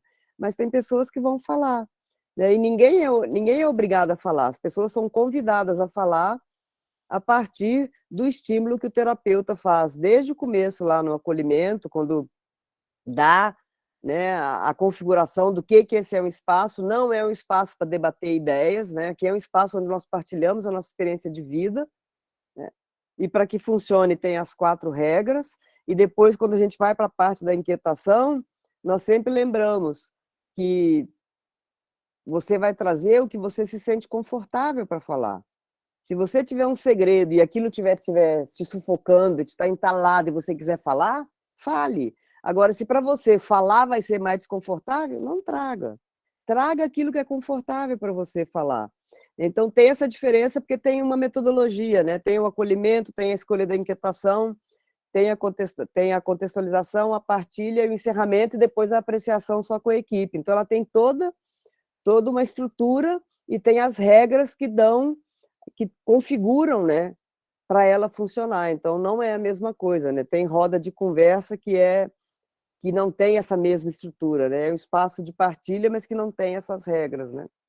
E também, para conduzir uma roda, você precisa passar pelo processo formativo. A gente está, inclusive, agora participando de uma discussão com o Ministério da Saúde, com a Coordenação Nacional de Práticas Integrativas. A Coordenação Nacional está fazendo um levantamento sobre a capacitação nas 29 práticas, para o Ministério estabelecer recomendação, porque sabe que está acontecendo algumas distorções em algumas formações, em algumas práticas, né? Coisa de fim de semana, de 2 horas. Então, assim, por exemplo, a nossa formação são 240 horas. Então, tem toda uma regulamentação que é dada pela nossa associação, que não é um conselho de classe, mas é uma associação que tem toda uma regulamentação, né? Que ela chancela as instituições que podem dar o curso nessa área, né? O professor Adalberto, que é o criador da metodologia, passou para a Abratecon essa tarefa, né?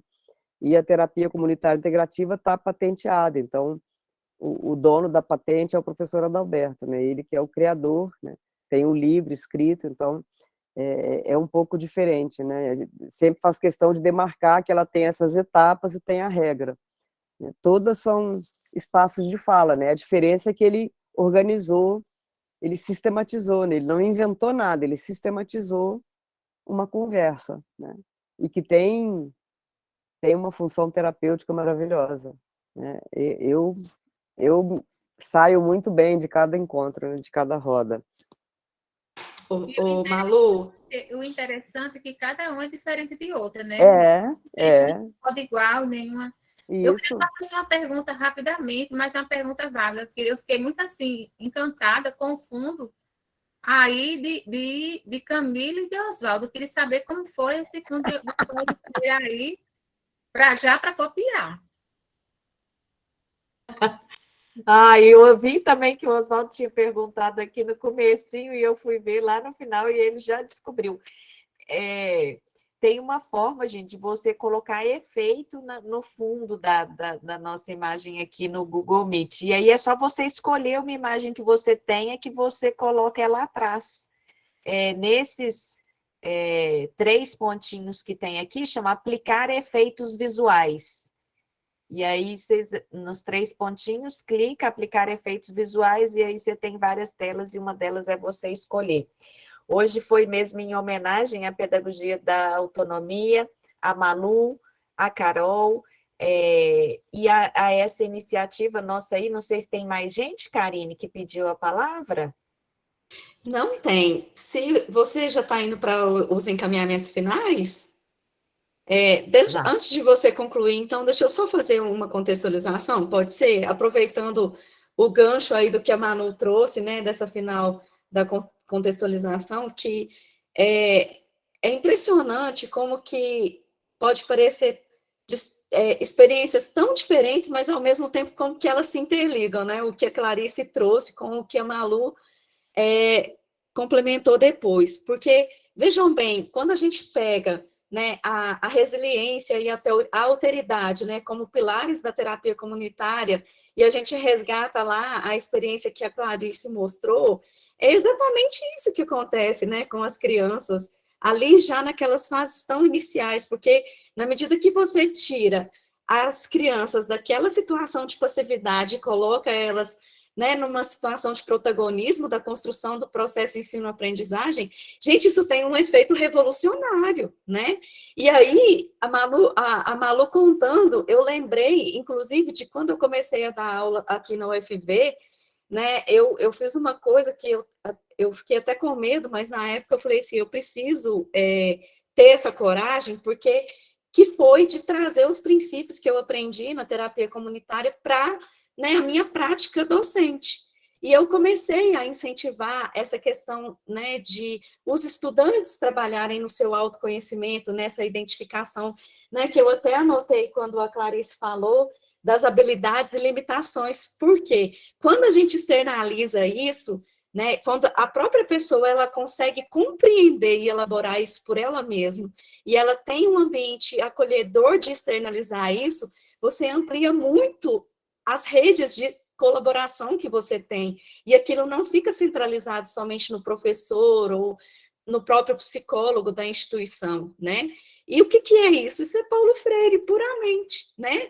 E aí, a Malu trazendo, né, da questão do doutor Adalberto ter sistematizado essa metodologia, mas, ao mesmo tempo, ele também trouxe uma prática social, porque é uma coisa tão simples, mas que é tão eficiente, que ela contraria toda essa lógica neoliberal que a gente está submetido, né? Porque a gente não vai... Com essa dinâmica, né, da TCI, você promove o quê? A consciência, né, a mobilização e o empoderamento da comunidade. E aí, nessa perspectiva, elas se tornam pessoas menos manipuladas, né? E que vai enfrentar esse sistema que a gente, né, tanto quer desconstruir. Então, eu estou aqui encantada com essa, como que tudo acontece e as coisas elas vão sendo, né, encaminhadas por essa força mesmo de uma experiência complementar a outra, e a gente vê claramente aí o poder de Paulo Freire interferindo, né, não só nas nossas ideias, né, Camila, nos nossos planejamentos, mas também na concretização, né, das nossas propostas e promovendo essa dialogicidade que é tão importante. Aí vou passar a palavra para você agora, Camila.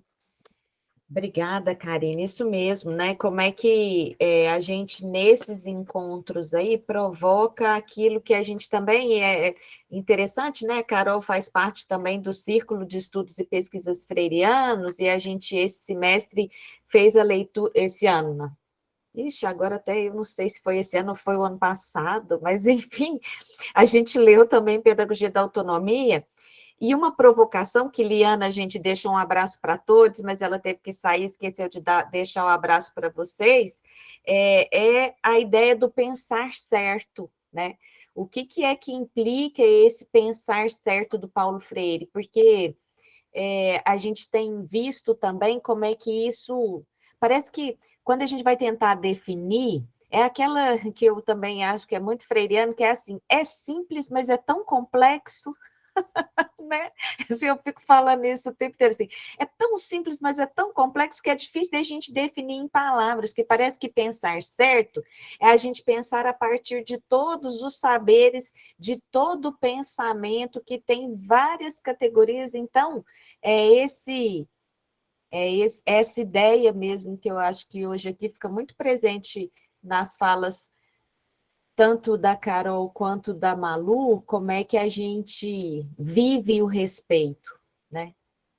Viver o respeito implica, assim, numa exigência, por isso que ensinar exige, né? É exigente esse exercício, ele é um exercício diário, cotidiano, permanente, não tem fim, né? Parece que não tem fim.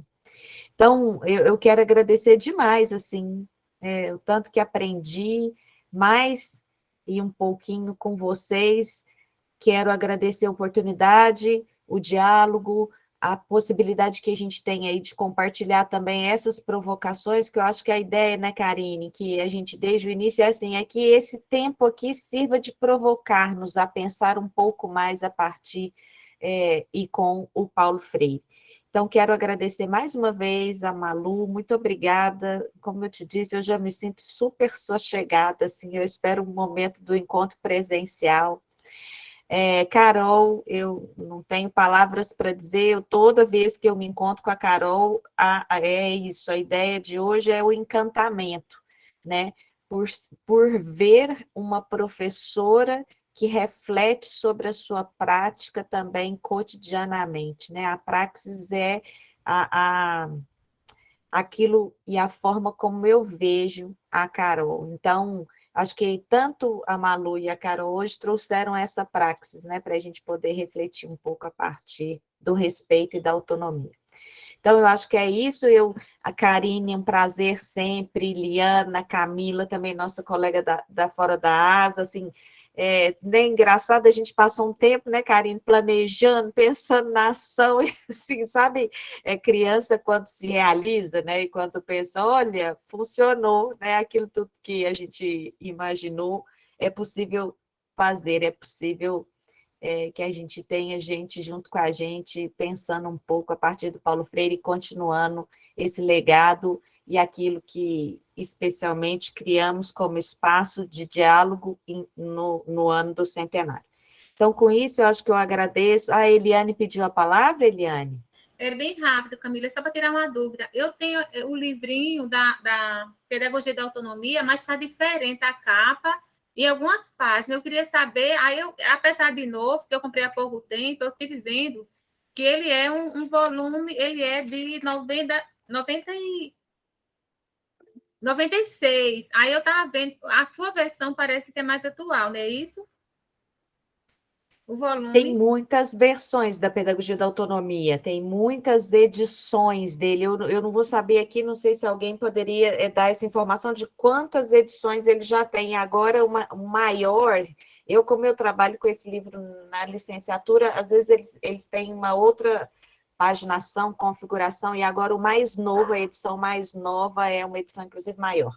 Mas o importante é assim, Eliane, mesmo qualquer uma das edições, é possível que a gente encontre, né, uma outra mudou um pouco, talvez aí o prefácio, mas isso não muda o teor do livro, então não tem problema.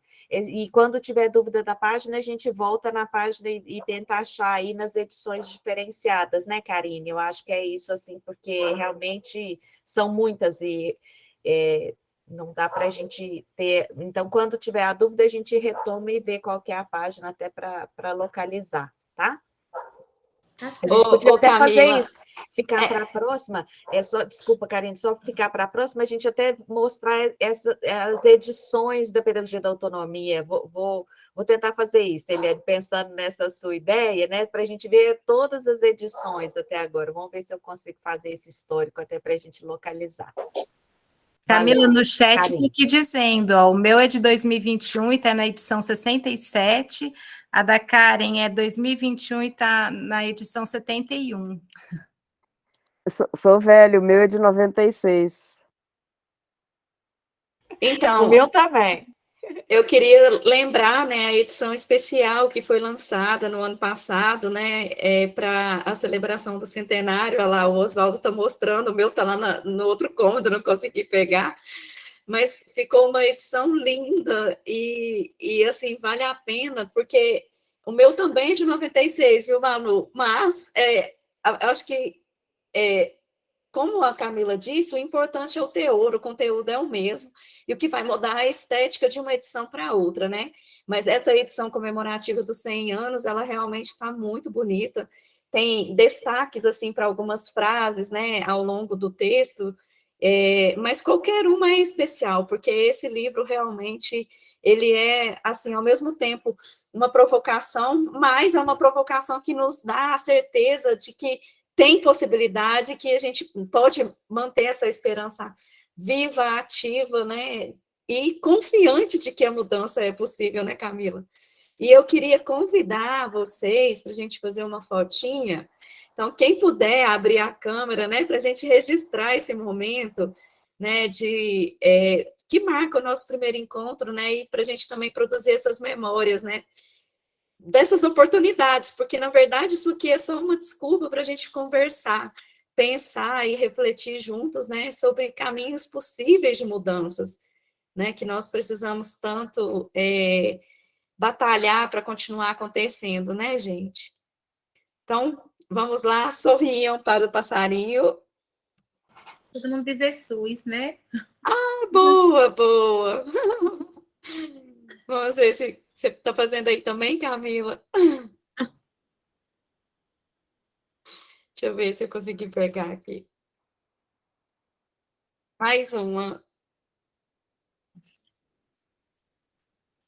Ô, gente, peraí que meu computador tá parecendo que ele travou. Para fazer o print. Consegui aqui, Karine.